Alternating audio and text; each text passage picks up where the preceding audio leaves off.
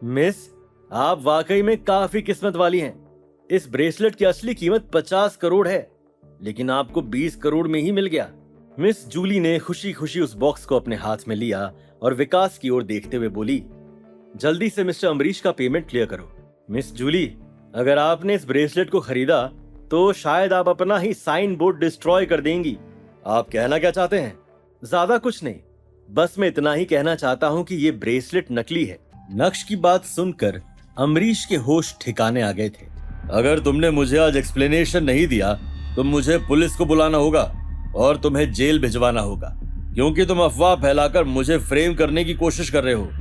नक्श ने मिस जूली के हाथ से वो बॉक्स लिया और उसे खोलते हुए उस ब्रेसलेट को बाहर निकालते हुए बोला, जब आप एक असली जेड को अपने हाथ में लेंगे तो आपको उसकी चिकनाहट साफ पता चलेगी। इसका कलर मिल्की व्हाइट है। इसमें 2 कलर्स और होते हैं, लाइट ग्रीन और येलो। एक हाई ग्रेड जेड में जो ऑयल होता है वो बहुत एक्सेलेंट होता है। हाँ, तो मेरे ब्रेसलेट में जो जेड है वो मिल्की व्हाइट है, एकदम प्योर प्रेशियस, जैसा तुमने अभी कहा। तो फिर तुम इसे फेक किस बेसिस पर बोल रहे हो? नक्श ने कड़क अंदाज में अम्बरीश को देखा और उसके ब्रेसलेट से एक हीरा बाहर निकाला। सभी को दिखाते हुए नक्श ने उस हीरे को जोर से दबाया और वो हीरा किसी पाउडर की तरह बिखर गया था। तुम्हारी हिम्मत कैसे हुई मेरा ब्रेसलेट तोड़ने की? पहले इन भाई साहब ने कहा कि मेरा ब्रेसलेट फेक है, मैं नकली माल बेच रहा हूं। अब देखिए उन्होंने क्या किया, मेरा ब्रेसलेट ही तोड़ दिया। अब मैं इसे मार्केट में कैसे बेच पाऊंगा? मेरी माँ अभी भी हॉस्पिटल में बैठकर पैसों का इंतजार कर रही है जिससे उनकी सर्जरी हो सके। ये देखकर नक्श ने मन ही मन सोचा, क्या बात है यार, इस लड़के की एक्टिंग स्किल्स तो वाकई में लाजवाब है। मिस, मुझे लगता है कि आपको इस लड़के को सबक सिखाना चाहिए। अगर ये ब्रेसलेट ठीक होता तो मैं कैसे भी करके इसे कहीं ना कहीं बेच देता। अब मैं देखता हूँ कि आप मुझे कैसे कॉम्पनसेट करती हैं, क्योंकि ये डील तो आप क्लोज कर चुकी हैं। मिस जूली ने ऐसे एक्ट किया जैसे मानो उसने कुछ सुना ही नहीं हो। अगर तुम्हें नकली सामान ही बेचना था तो कम से कम तुम्हें थोड़े और एफर्ट्स लगाने चाहिए थे। तुम तो टूटे हुए हीरों के साथ यहाँ अपना ब्रेसलेट बेचने चले आए और उसे आदिवासी पौराणिकता का नाम दे रहे हो।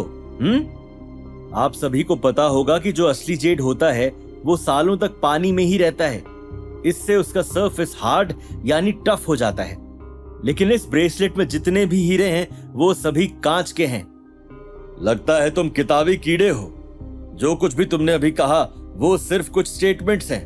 क्या तुम्हारे पास कोई प्रूफ है कि मेरे ब्रेसलेट में लगे हीरे नकली हैं? नक्श ने मिस जूली को देखा और बोला, तुम्हारे स्टोर में चेकिंग मशीन तो होगी, है ना? तुम्हें उस हीरे को डायरेक्ट चेक नहीं करना है, बल्कि उस हीरे के एक हिस्से को बाहर निकालना है और फिर चेक करना है। इस ब्रेसलेट को उठाओ और जल्दी से सारे हीरों की बारीकी से चेकिंग करो। विकास ने अपना सिर हिलाया और उस ब्रेसलेट को उठाते हुए चेकिंग रूम की तरफ भागा। अरे अरे, ये तो बहुत गलत है। मुझे कैसे पता चलेगा कि वो मेरे हीरे हैं? कहीं तुम लोगों ने मेरे माल को बदल डाला तो?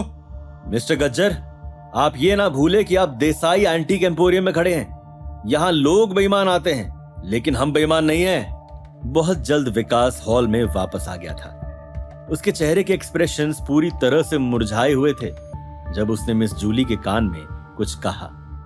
जब मिस जूली को विकास से इंफॉर्मेशन मिली तो उसके चेहरे के एक्सप्रेशंस भी पूरी तरह से मुरझा गए थे।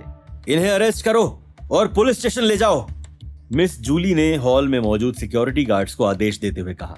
भागो, जोर से चिल्लाते हुए अम्बरीश दरवाजे की तरफ भागा। अच्छा, भाग के दिखा। ये बोलते हुए नक्श ने वो लकड़ी का बॉक्स उठाया और अम्बरीश पर हमला किया। वो बॉक्स अम्बरीश के पैर पर लगा और अम्बरीश उधर ही धराशायी हो गया। तन्मय पूनावाला मौके का फायदा उठाना चाहता था और इसी के साथ वो सुमड़ी में गुमड़ी करते हुए वहां से भागना चाहता था, लेकिन तभी नक्श उसके रास्ते में आ गया और उसने उसे पकड़ लिया। तुम्हें यहाँ से जाने की इतनी जल्दी क्यों है? हम में से तो कोई भी नहीं जा रहा, तो फिर तुम्हें इतनी जल्दी क्या है? अपने पार्टनर को यहाँ से लेकर नहीं जाओगे क्या? पार्टनर? कैसा पार्टनर? मैं एक असली बिजनेसमैन हूँ। क्या यार, तेरी एक्टिंग स्किल्स बिल्कुल भी अच्छी नहीं है। तूने अपने पार्टनर की तरफ किसी फिल्म स्कूल से पढ़ाई नहीं की क्या? क्या आपने नहीं देखा कि मैं भी उसके झांसे में आ गया था? बल्कि मैं तो उसे उस ब्रेसलेट के 30 करोड़ रुपए देने वाला था। ये बोलते हुए तन्मय नक्श के चंगुल से छूटने की कोशिश कर रहा था।